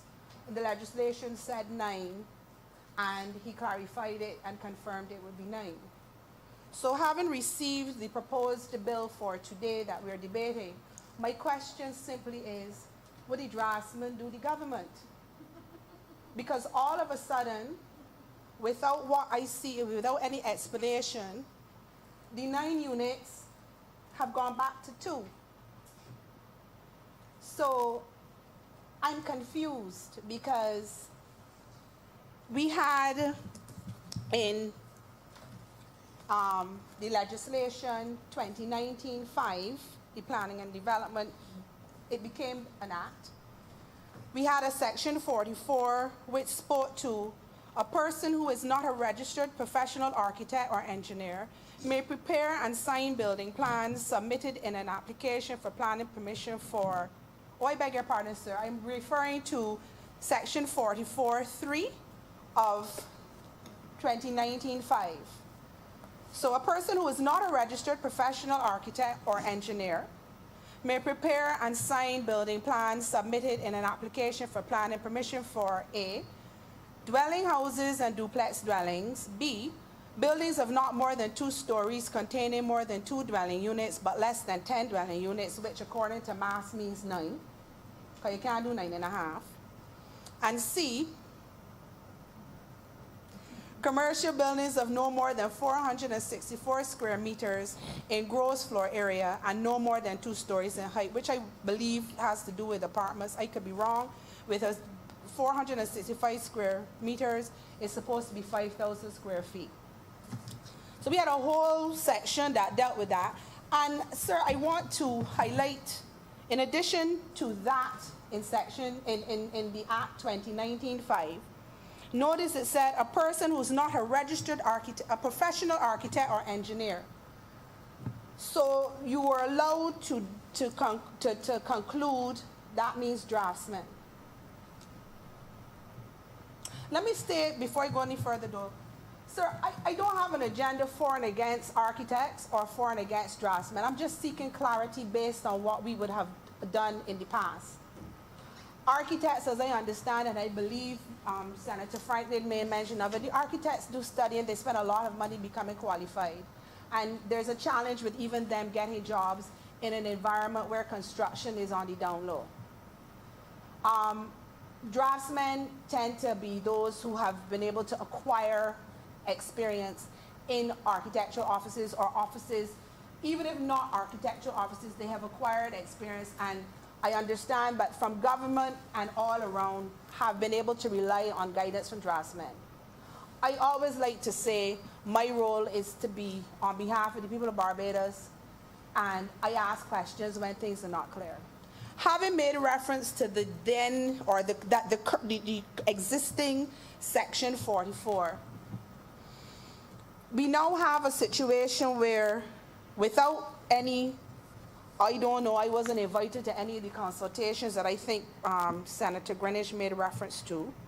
But now we have proposed amendments, first of all, that speak to a dwelling house. But no, you know what? I want to go back and speak to what the proposed legislation says. So remember, before it was a person who is not a registered professional architect or engineer may, etc. Now we have this type of language in the proposed section 44(4). Pardon? The proposed clause 44(4), except for simple building application. That sounds like, unless you're doing a complex application, your simple application gonna result in a house that gonna fall down. Cause this is how you put it. Except for simple building application. So understand that draftsman can only do simple. I am certain how to feel about that, because everything else with the proposed legislation speaks to making sure that the buildings are going to be done properly. So I don't know I don't know if I like that language. The other act had it put in a better terminology. But in clause 7, it says, in this section, simple building application means an application to construct a dwelling house or duplex of not more than 2 stories. Remember, it was less than 10. Now we at 2 for sure. It was 2. We went to 9, now we're back at 2. The gross floor area of which does not exceed 232.5 square meters. That's 2,500 square feet. I don't know what that means, but it sounds small. B, a building of not more than 2 stories in height containing more than 2 dwelling units, the gross floor area of which does not exceed 465 square meters, which is the 5,000 square feet. And a commercial building of not more than 2 stories in height, the gross floor area of which does not exceed 465 square meters. So, Mr. President, I am asking again, what the draftsman did or did not do that in less than a year, or just over a year, they went from being able to build a 9-unit building to back to 2. So we have draftsmen who would have been impacted by the downturn in the construction industry, who may have been laid off or terminated from an office and had to go on their own, faced with the possibility that they may not get any work because they can't build anything from which they can generate the same type of income as if they were able to build the 9 stories. I don't know if there's a rationale behind it, but I would like to know, because the Prime Minister herself had indicated, I'm subject to correction, that she did not want to disadvantage that group when it came up last year, just before or while we were debating this particular piece of this area of legislation. But here we have, very quietly, no fanfare, no warning, we're going back to 2. I just want to know what it is that they've done or did not do that we have had this change. As a matter of fact, Mr. President, the change is so mega, MEGA, that the whole section in the 2019-5 has been deleted. The whole section gone. Any reference to the 9 stories and all of that is out, and we have a completely new section to put the draftsmen squarely in their place. Except for simple building application, you must build a 2-story. Simple building. I'm curious, sir. I'm just asking. I'm just asking what has happened, that this group that was protected seems not so much protected anymore. I just want to know what happened. Is it fair? Is it feasible? What's the issue? Because I've been informed that the biggest house in Sandy Lane was done by a draftsman. So what's the issue? And I'm asking because it was dealt with by me asking questions on the last occasion we were here, particularly getting, as I said, clarity from what the Prime Minister said and what was reported in the press and what the legislation spoke to. So I'm just asking. With respect to the occupancy certificate, I too am concerned about that. I understand, Senator Greenidge, I do, that the focus is to make sure that you have, you're protected and it's safe and it's healthy to be in that, to occupy a new or renovated building. I know there's provision, I shouldn't say no, I see that there's provision for a temporary certificate of occupancy for part of a building which may be safely occupied prior to completion of the rest of the building, which is a good thing. And sir, I'm referring actually to clause 44E5, and 6 speaks to the certificate of occupancy being granted subject to such terms and conditions as the director sees fit and remain valid for such period from the date of issue as is specified therein. My question is, what happens if you don't get the certificate, if you don't get the what name? The certificate of occupancy. What happens if you don't get it? Where do you live? Where do you go? What happens to you? Because this certificate seems to be one that will be issued upon the completion of any building works in substantial compliance with the terms of a building permit. So as Senator Franklin suggested, it looks as if you're going to move out to do a renovation, even if you are extending. So yes, there's provision for the temporary certificate, but if you don't get it, what does it mean? I always like to know what it means if things don't happen in accordance, because first thing first, the board shall within 7 days issue this occupancy certificate. That's interesting. This board is going to be full-time? Or this board going to be chosen from men and women that have their jobs? Because 7 days means you're working full-time. Because you're not going to get one application a day. So I'm just, in terms of logistics and practicality of the things that are being proposed, I understand the intention. But realistically, is it going to work? And in the meantime, what do you do if it doesn't work? Back to the draftsman, if they have to stick to 2, and people are a little, you doing simple, I don't know if you should bill for me, how do they continue to contribute to the economy? How do they continue to feed their families? How do they continue to live and exist? I just am asking questions, Mr. President. I noticed, though, your occupancy certificate has a prescribed fee. But the government making sure no matter what, money making. It's duly noted. It doesn't say that the temporary certificate has a fee, but I expect it has a fee. I also noticed that you've gone to the Court of Appeal. I understand that that is what is the correct thing. But just for the record, Court of Appeal has a higher cost than High Court. I'm just saying. I think when things are going to impact the people close, they should be ventilated, circulated, and made public. An occupancy certificate will affect people more than a complex application. And certain things, I think, Mr. President, when it's going to happen, should be put into the public domain before it gets here.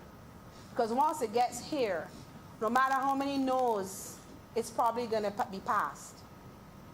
So people will not get an opportunity to speak or ventilate or reach out to an independent senator to share their concerns with what is being proposed. I think people should have more notice and be aware so that they can make their submissions to whoever they deem necessary in the circumstances, like a draftsman who's an identified, viable, and real group in our country, and persons who, as Senator Maynard mentioned, might want to change their wooden house to a wall house.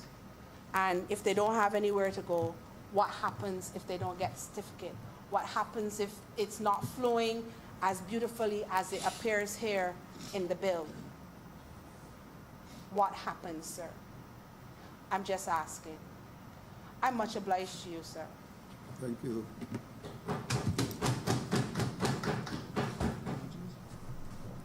Senator Rogers. Thank you very much, Mr. President. I just rise to speak briefly on this amendment.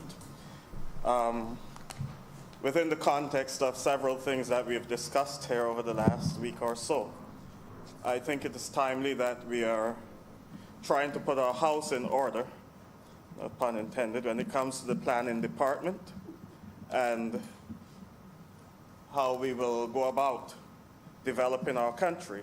I think for a long time, this has been a bugbear for many persons because to get your plan out of the planning department sometimes depended on who you knew or who sent it in for you. And that has caused a lot of problems for persons who've been trying to develop, as you heard from Senator McConney earlier. And so it is a good thing that we're looking at this. Also within the context of what we would have been discussing last week with the catastrophe bill, we all know that there is such a thing as global warming, and it is important to ensure that our building code and the types of buildings we are erecting in our country are good enough to protect the citizens, even though I think we've gotten to the stage where nature has outwitted humanity, in the sense that I do not think that we can build anything to withstand some of what we've seen in our region only recently. Just last year, we saw the inundation of houses in Abaco, and we saw other things over the last few years, which tells us that it doesn't matter what you build. I remember a gentleman in another Caribbean country, I wouldn't call the country. After a serious hurricane had passed through his country, he built a house that was supposed to be hurricane-proof. Everything was concrete roof down, and it exploded because of the pressure that developed in it.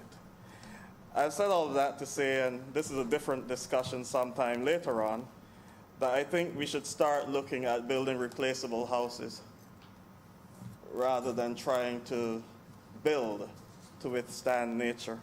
Build something that we can easily replace and move on after that. But where this particular bill is concerned, it may sound like we're beating the same old drum, but I'm very, very concerned about the plight of the draftsman, especially within the context of the phrase that has been going around in the COVID-19 period, life versus livelihoods. Lives versus livelihoods. And it would seem to me that the livelihood of the draftsman is somewhere jeopardized in this amendment.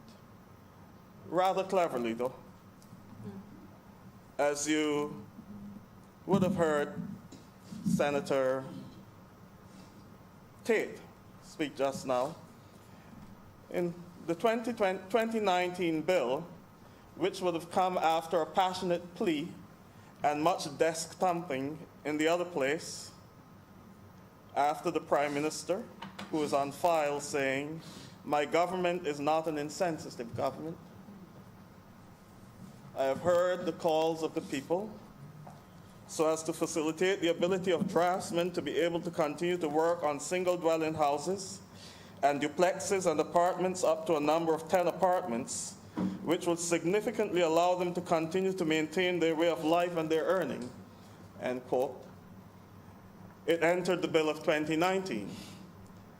But somehow, quite similar to the use of scheme in boss, which we didn't know whether it was a noun or a verb, we have some gymnastics with words here where we've moved from a person who is not a registered professional architect or engineer to someone submitting a simple building application.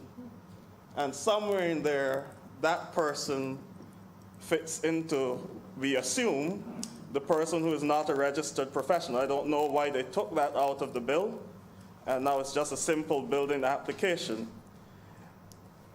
No mention is made in the amendment of the number of units this person can build. In section 44 and 3 of part 5 of 2019, it's stated clearly that a person who is not a registered professional or architect or engineer can build buildings of not more than 2 stories containing more than 2 dwelling units but less than 10 dwelling units. That's clear. In this amendment, it now says in section 44 and 7b, a person submitting a simple building application can build a building not more than 2 stories in height containing more than 2 dwelling units. But then it goes on to say the gross floor area of which does not exceed 5,000 square feet or 465 square meters. And this is ambiguous because it really limits what what can they really build. In other words, can we get some clarity on what is the standard size of a dwelling unit? Is there a standard? Is there a minimum? And how many of those fit into the 5,000 square foot parameters that you've given these people now? Is it still up to the 10, or is it just more than 2, 2.5?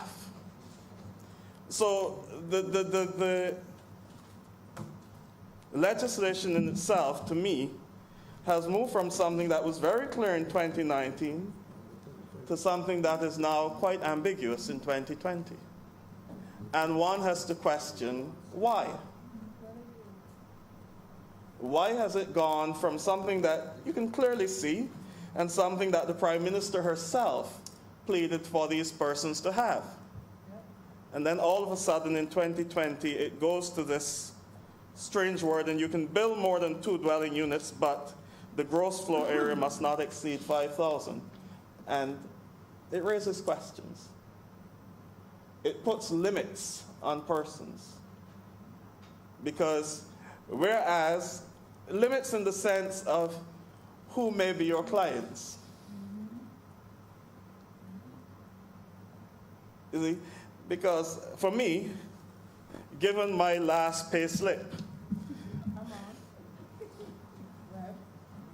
if I had to build something, I don't even know if I can make the 5,000 square feet. But you see, you will have different clients with different needs.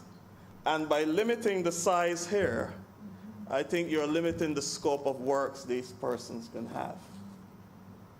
And that, for me, is where the problem lies in this legislation. And I don't think we're in a hurry. I think this is something that can easily be rectified because there's no explanation. I can't see any explanation of moving from what was drafted in 2019 to what is now here in 2020. And so it just causes one to ask questions. And you know, the reality is that some of these draftsmen, as you would have heard from Senator Tate, are probably persons that would have designed some of the biggest buildings in Barbados. But simply because they were working under a particular name, it's all right. And it really brings into question lots of things we've been discussing here.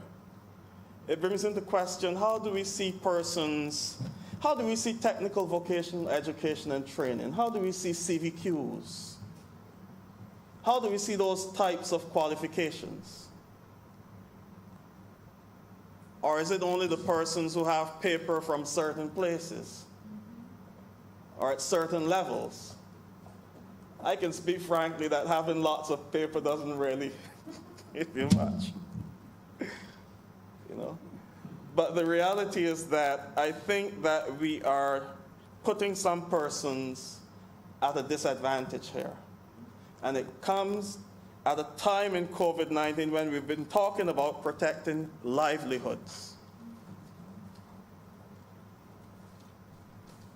And if the intent, and I hope it wasn't, of this legislation was to let these people know their place. In our Barbados, where we're trying to move a statue,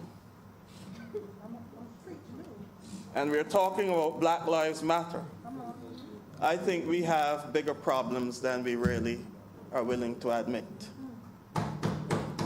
And this is one of them.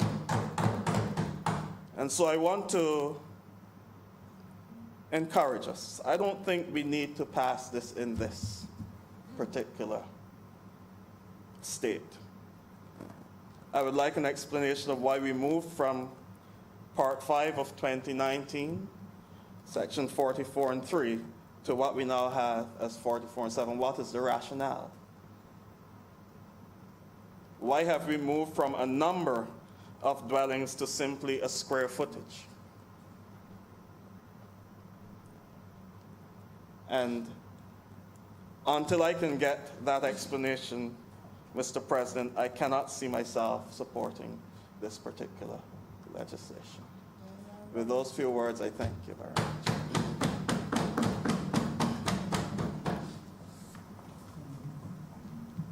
Senator McCartney?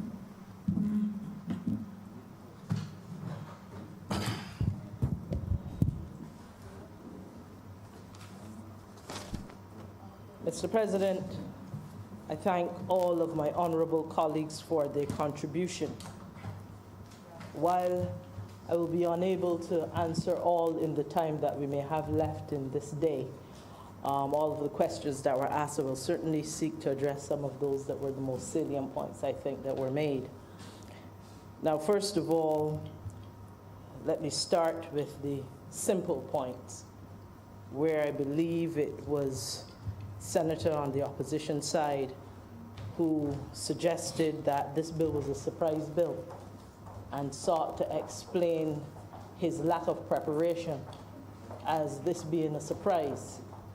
And I just would wish to remind Mr. President that notice was given on June 3rd, 3 weeks ago, of this bill, that the bill was read for the first time on June 10th, and that, sir, it was published in the Official Gazette on April 27th. So when we look at these dates, that the Honourable Senator Franklin would be in some way surprised at this bill, I think he is busy surprising himself on many different levels. Mr. President, a point of order. Sir, I hate when people attribute improper motives to me. Look, we get a whole set of bills coming before us. Sometimes you get 5, you get 6. Then we come in here, we do 1. I said I was not aware that we were doing this one. I came in here this morning only to find. That's what I said. Do not misquote me. Do not misrepresent me. Do not stoop so low as to try to score those kind of stupid points, because it doesn't do you any good. Government does not help the opposition or the others. You come prepared. You have the bills. You know what will come. We do not know. We only know. I only knew this morning when I came here what will be debated today. So why are you trying to deceive the country and yourself? You've exhausted your point of order. thank you, Mr. President. Let us continue. A second point that was raised, sir, was that draftsmen are in some way being left out, carved out, cut out of this bill. And those are my terms, sir. Those are not the terms used. I'm paraphrasing at this point in time. But I wish to say that this bill is not about special interests, as some might have this Honourable House believe. This bill is about standards.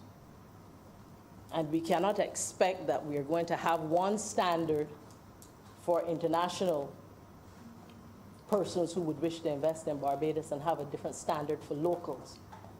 We certainly want to give the level of seriousness to the standards to ensure that where you have a matter of life or death in some cases in terms of these dwellings, that we are taking the standards quite seriously.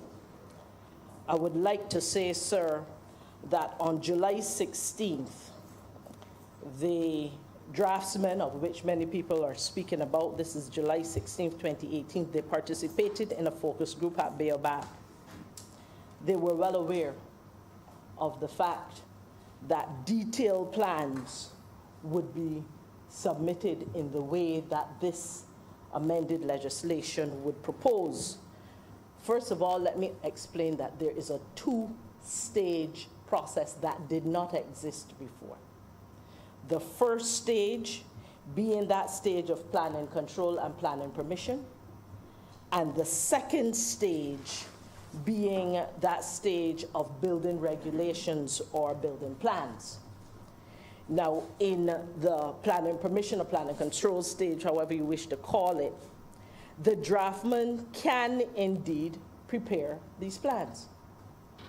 And in fact, there is an exercise that has been ongoing. In fact, it is now concluded, and I am told that the draftsmen have themselves submitted their input to a table of qualifications that will determine how the draftsman must be qualified in order to participate in that stage one, which I was speaking about, that planning, control, planning, permission stage. They were a part of drafting those very same qualifications that will be in the tables of qualifications. And in fact, that is going to be when I say that, I refer to the table of qualifications, will be part of the planning regulations that are referred to in section 104. It is therefore, sir, not true that the draftsmen have not been engaged. Additionally, sir, Mr. President, stage two, which I spoke about, which is now when you get into the detailed business, the detailed plans, that regulatory stage. The impression is given that something is being taken away from the draftsman. Now remember, the Town and Country Planning Department never used to see the detailed plans. They used to be sent to MTW, and they used to, the Ministry of Transport, Work and Maintenance, and they used to be sent to the Environmental Protection Department. It is now under this new dispensation that is the Planning and Development Department, where we are seeking to create that one-stop shop that will include all of these three entities, the environmental, the building standards, which is with MTWM, as well as the planning department. It is now under this that we are seeking to be able to bring them all together to be able to look at the detailed plan. So I think perhaps one way of explaining is that people have to understand that there are two different stages.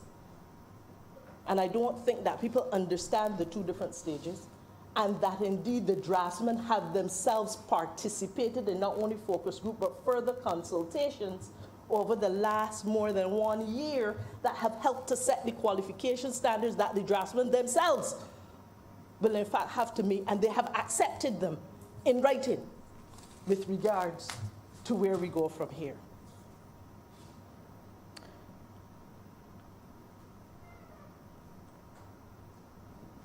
I want to say, sir, that anyone looking on and listening, perhaps to Senator Franklin, might come to the conclusion that his argument could be a dishonest argument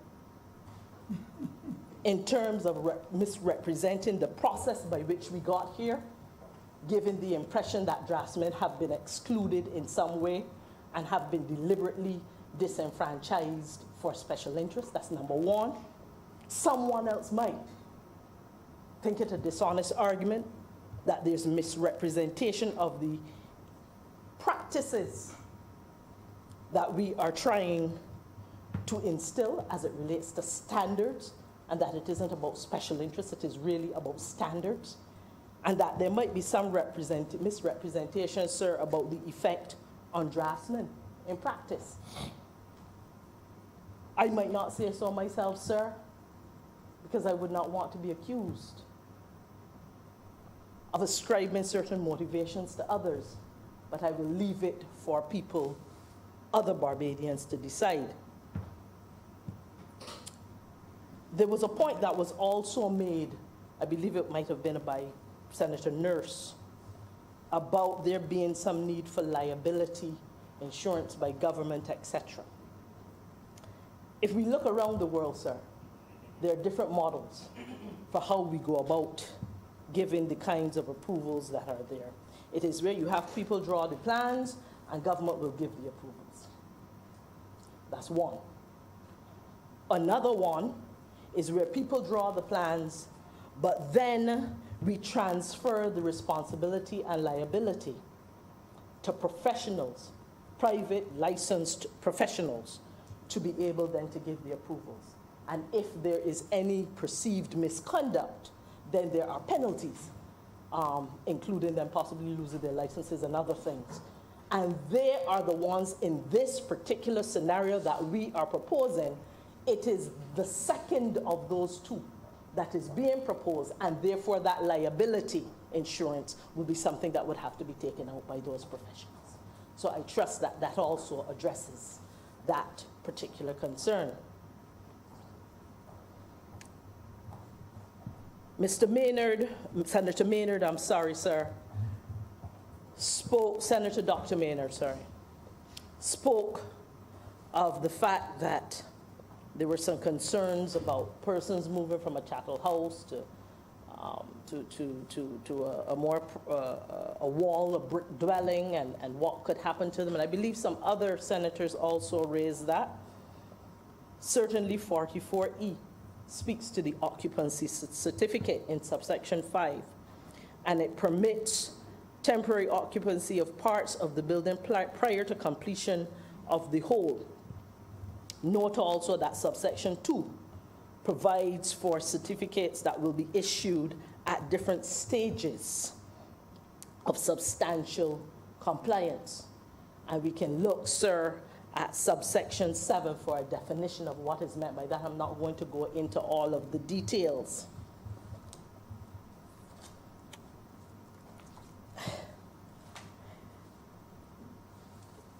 Senator Tate also raised some significant and important questions.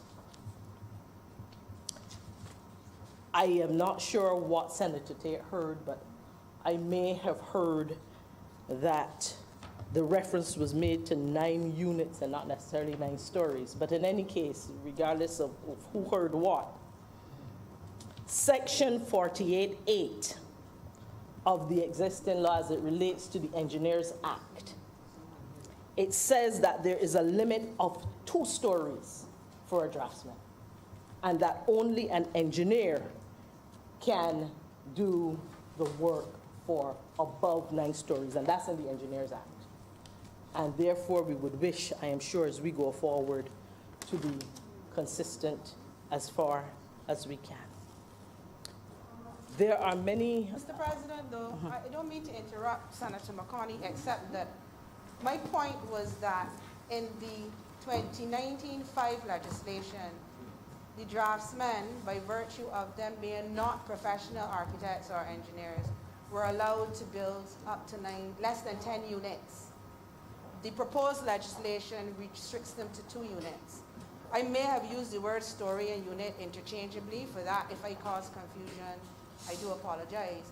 But I was seeking to, I still maintain that the change from the existing legislation, 2019-5, to the proposed amendment that we are debating today, takes the draftsman from less than 10 units back to 2 units, and therefore that was my question.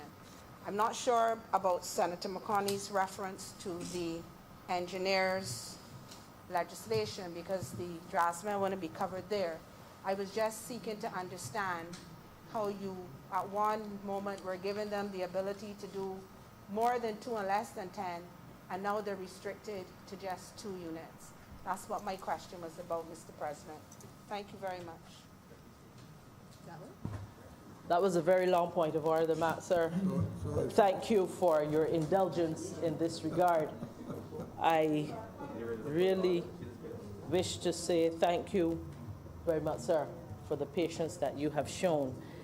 And I just lost my train of thought. Anyway, At this point in time, sir, I really trust that the explanations that I have given and the references that I have provided, and the fact that this act this bill in its current form was shared and was agreed by the very draftsmen that are so worthy of the level of attention that they have received, I think it is important for us to note that that consultation has indeed been inclusive and it has been significant. And sir, it is with these few words that I beg to move that this bill be now read a second time.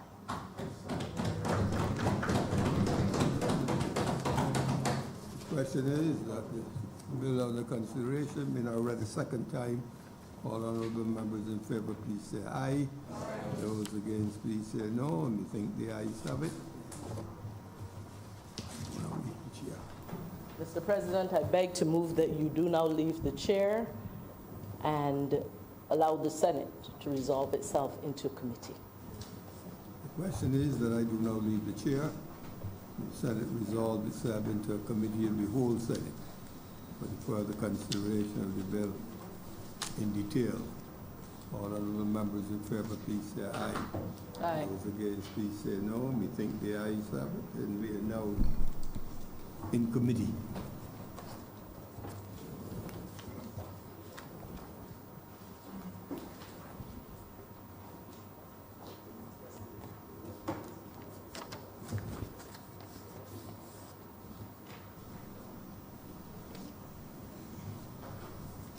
The Senate is now in committee. Clauses 1 to 5. Mr. Chairman, I beg to move that clauses 1 to 5 stand part. The question is that clauses 1 to 5 stand part. Honourable senators in favour, please say aye. Those against, please say no. Methinks the ayes have it. Clauses 6 to 10. Mr. Chairman, I beg to move that clauses 6 to 10 stand part. The question is that clauses 6 to 10 stand part. Honourable senators in favour, please say aye. Those against, please say no. Methinks the ayes have it. Clauses 11 to 15. Mr. Chairman, I beg to move that clauses 11 to 15 stand part. The question is that clauses 11 to 15 stand part. Honourable senators in favour, please say aye. Those against, please say no. Methinks the ayes have it. Clauses 16 to 20. Mr. Chairman, I beg to move that clauses 16 to 20 stand part. The question is that clauses 16 to 20 stand part. Honourable senators in favour, please say aye. Those against, please say no. Methinks the ayes have it. Clauses 21 to 23. Mr. Chairman, I beg to move that clauses 21 to 23 stand part. The question is that clauses 21 to 23 stand part. Honourable senators in favour, please say aye. Those against, please say no. Methinks the ayes have it. Schedule. Mr. Chairman, I beg to move that the schedule be the schedule to the bill. The question is that the schedule be the schedule to the bill. Honourable senators in favour, please say aye. Those against, please say no. Methinks the ayes have it. Report. Mr. Chairman, I beg to move that you now report to His Honour the President the passing of one bill in committee.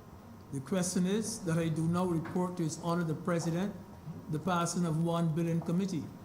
Honourable senators in favour, please say aye. Those against, please say no. Methinks the ayes have it.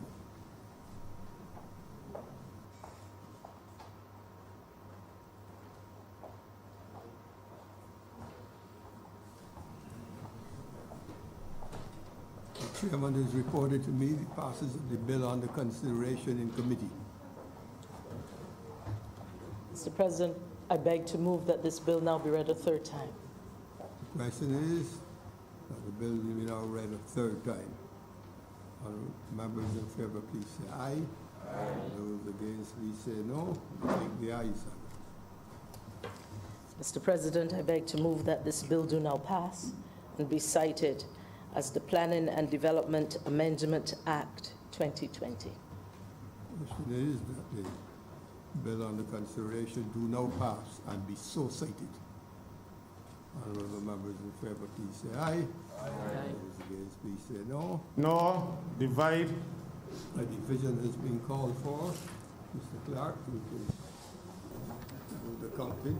Just checking to make sure everyone's here, sir. We don't have the bill like down the road that we can summon people, so the marshal's just gonna check to make sure everyone's here.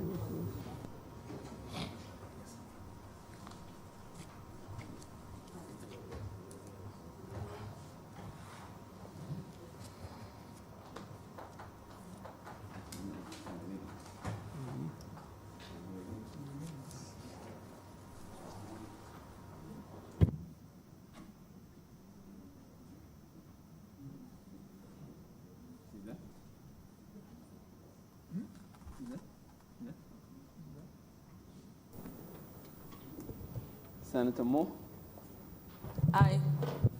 Senator McConney, Aye. Senator Dr. Springer, Aye. Senator Dr. Holder, Aye. Senator Adams, Aye. Senator Dr. Haynes, Aye. Senator Grant, Senator Cummins, Aye. Senator Sands,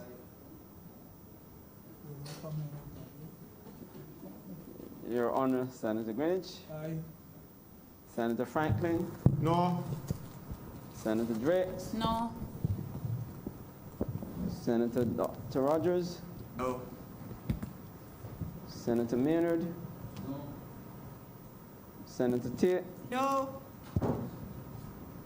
Senator Nurse, Aye.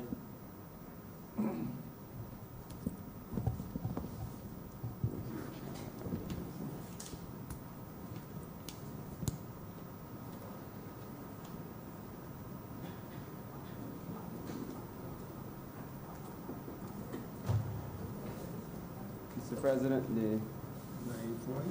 So we got 11-5.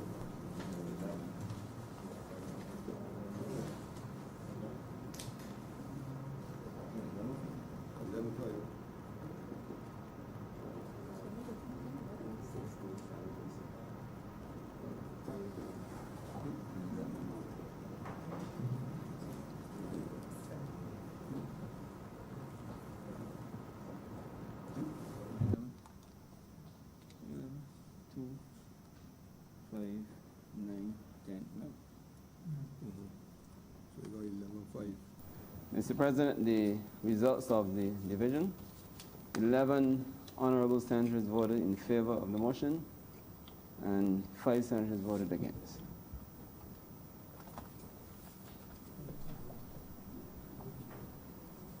In the face of the number of senators who have voted in favor of the bill and 5 who have voted against the bill,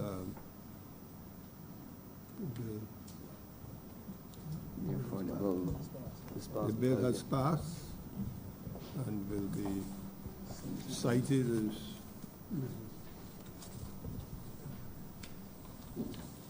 Planning and Development Amendment. Planning and Development Amendment Act 2020.